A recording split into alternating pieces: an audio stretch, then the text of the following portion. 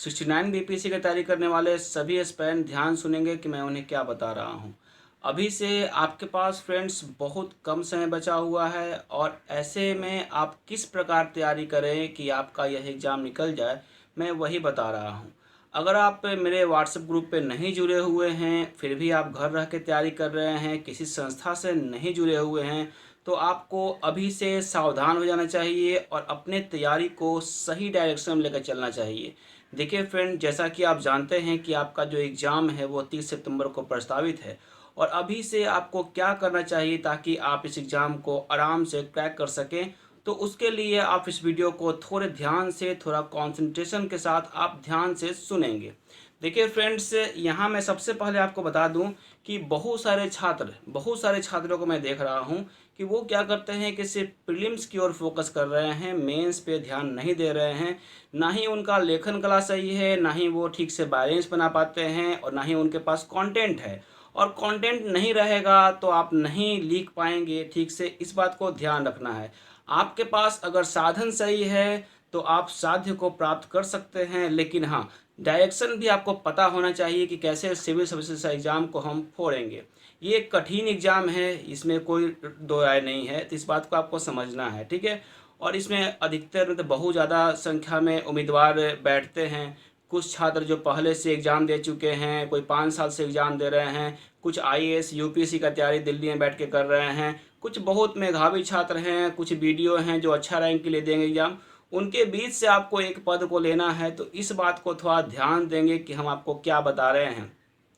देखिए friends, BPSC जो calendar जारी किया है उसके अनुसार जो है आपका पीटी के बाद आपको मेंस के लिए समय नहीं मिलेगा। तो मेंस के लिए अगर आप डर रहे हैं लेखन कला से कि हम कैसे लिखेंगे, कैसे बहुत ज़्यादा कंटेंट को अपने पास लाएंगे, तो ये आपको मैं पहले ही बता चुका हूँ कि लेखन कला जो है वो अभ्यास का चीज़ है। आप जितना अभ्यास करेंगे उतना बेहतर आपका लेखन कला होगा। आप व्हाट्सएप ग्रुप पे नहीं हैं, घर रह के तैयारी कर रहे हैं, तो कुछ बातों को ध्यान दीजिएगा। ऐसे में आपको बता दूं कि बहुत कम चार्जेस में ये व्हाट्सएप ग्रुप पे आप जुड़ जुड़ सकते हैं और अपने डायरेक्शन को सही दिशा में अपने तैयारी को लेकर लेकर जा सकते हैं और इस एग्ज़ाम को आप फोड़ सकते हैं। थोड़ा ध्यान सुनिएगा मेरी बातों को।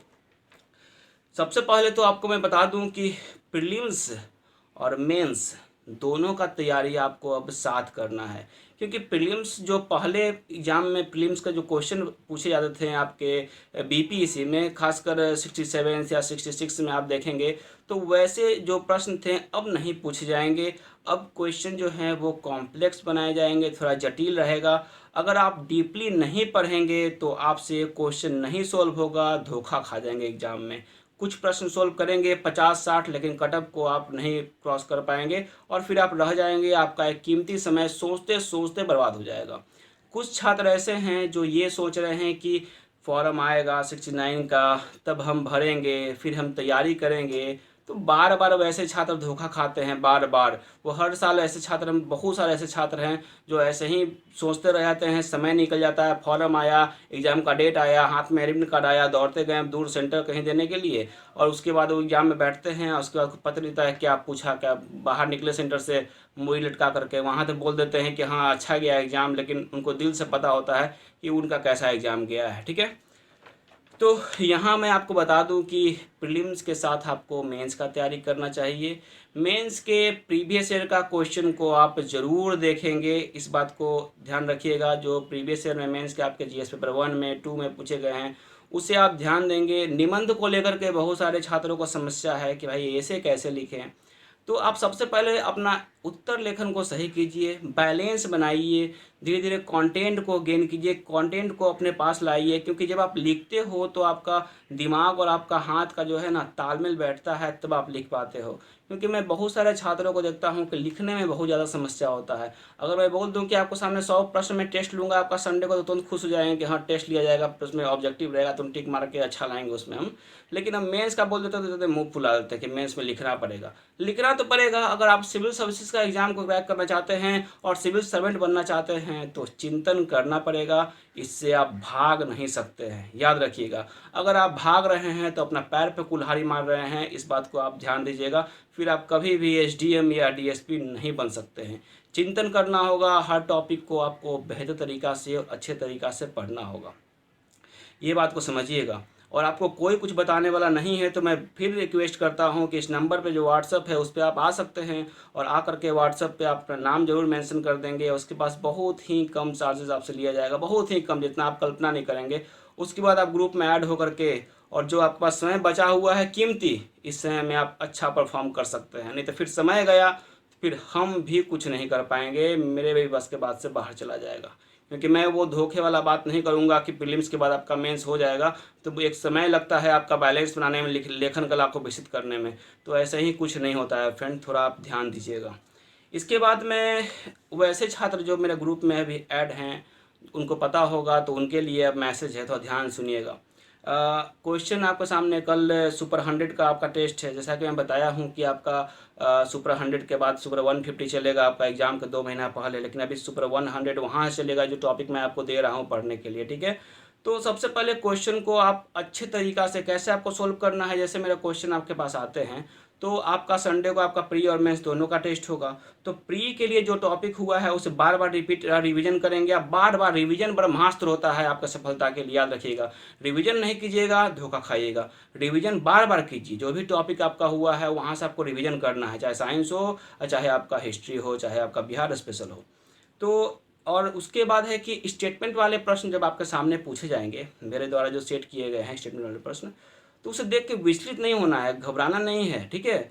उसे आप ध्यान से, आपके पास समय दिया जाता है, ठीक है। 100 क्वेश्चन के लिए हम आपको 2 घंटा का समय दे रहे हैं, तो उसको ध्यान से क्वेश्चन को समय देना है। ये नहीं कि जल्दबाजी में ये बोल करके हमको भेज दिए तुम भर में, ऐसे नहीं करना है। हम देखते हैं वैसे में धोखा खा रहे हैं आप लोग। 100 में 80 नंबर जो लाएगा उसका 69 PPC हो जाएगा, इस बात को ध्यान रखना है। तो 80 नंबर लाने के लिए क्या करना है कि जो स्टेटमेंट वाले प्रश्न है उसे ध्यान से पहले देखना है, क्या पूछ रहा है, सही पूछ रहा है, वहाँ पर अंडरलाइन कर लेंगे, ठीक है। फिर नीचे स्टेटमेंट को पढ़ेंगे, हम ध्यान से देखेंगे स्टेटमेंट। वहीं पे एक डोर होता है, नहीं धागा, उससे आप जरूर पकड़ेंगे। अभी मैं बहुत कम क्वेश्चन दे रहा हूँ स्टेटमेंट वाले, इसलिए ताकि आप लोग भी नए हैं, और कहीं ना कहीं आप लोग अगर कम नंबर लाएंगे तो आप लोग अंदर से घबरा भी सकते हैं, ठीक है। लेकिन हाँ, मेरे छात्रों को घबराना नहीं है, पूरे हिम्मत के साथ, पूरे लगन के साथ आगे बढ़ना है। कम नंबर आया तो आया, कोई दिक्कत नहीं है, लेकिन अगले बार आप अलर्ट हो जाएंगे। आप जो भी एग्ज़ाम को दे रहे हैं, मतलब आप मेरे टेस्ट को दे रहे हैं, तो ये समझेंगे आप कि आप एग्ज़ाम हॉल में बैठ के एग्ज़ाम दे रहे हैं, ठीक है। सारा समस्या को एक ताखा पर रख दीजिएगा और पूरे कंसंट्रेशन के साथ उस एग्ज़ाम को देना है। ये अगर आप ऐसे अनुशासन में रहेंगे तो आप एग्ज़ाम भी आराम से फोड़ करके आएंगे। कुछ दिन के बाद आप लोग का एग्ज़ाम का जो टाइमिंग होगा उसमें बदलाव होगा, वो आपका 12 बजे ही हम लेंगे, ताकि आपका एग्ज़ाम के समय जो साइकोलॉजिकल प्रॉब्लम होता है वो समस्या हट जाए, इसलिए। और बहुत सारे गृहिणी हैं जिनको बहुत सारे समस्या है समय को लेकर के, तो मैं उनसे भी हाथ जोड़ करके अनुरोध करूंगा कि आपको उस समय पे कैसे भी आप फ्री हो जाएं, ठीक है। फैमिली मेम्बर को बोल दें कि मुझे इस समय टेस्ट देना है, तो आप उसमें फ्री होने का कोशिश ज़रूर करेंगे, क्योंकि आपको एग्ज़ाम देना है। BPSC एग्ज़ाम है, बड़ा एग्ज़ाम है, याद रखिएगा, बड़ा एग्ज़ाम है। ये कोई छोटा मोटा एग्ज़ाम नहीं है, एक डिफ़िकल्ट एग्ज़ाम है, आपको पहले से सावधान होना है।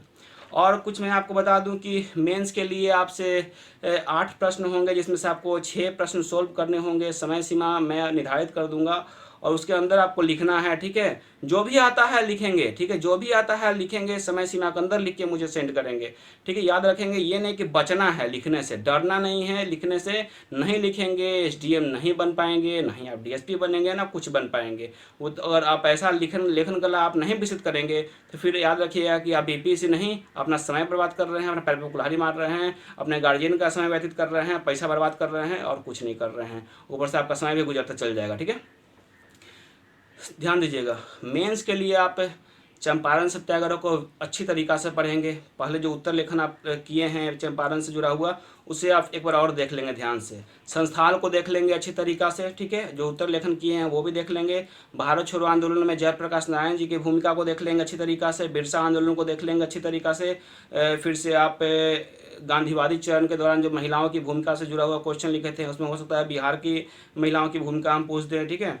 1857 में वीर कुंवर सिंह की भूमिका से जुड़ा हुआ क्वेश्चन पूछा जा सकता है। तो ये सब टॉपिक को आप अच्छी तरीक़ा से देख लेंगे, बार बार देखेंगे, क्योंकि कल टेस्ट है और अच्छा करना है। मेरे कुछ स्टूडेंट अच्छा कर रहे हैं, मुझे अच्छा लगता है उन्हें देख करके कि वो लिखना भी सीख गए और अच्छा लिखते हैं, ठीक है। उनका हर चीज़ अच्छा है, कि बैलेंस बना के चल रहे हैं, तो बहुत अच्छी बात है। आप मेहनत कीजिए, क्योंकि आपका मेहनत ही रंग लाएगा। कोई आपको कुछ नहीं, कोई आपका हाथ पकड़ कर नहीं लिखवाएगा, लिखना पड़ेगा आपको ही। मैं बस आपको गाइड कर सकता हूँ, पॉइंट दे सकता हूँ, कॉपी चेक कर सकता हूँ, टेस्ट ले सकता हूँ, लेकिन जिसके लिए अगर आप सफलता जो आपको मिलेगा उसके लिए जिम्मेदार आप होंगे। अगर आप असफल होते हैं तो उसके लिए भी जिम्मेदार आप होंगे। तो आज और अभी से आप सावधान हो जाइए। फिलहाल मैं चलता हूँ। जय हिंद।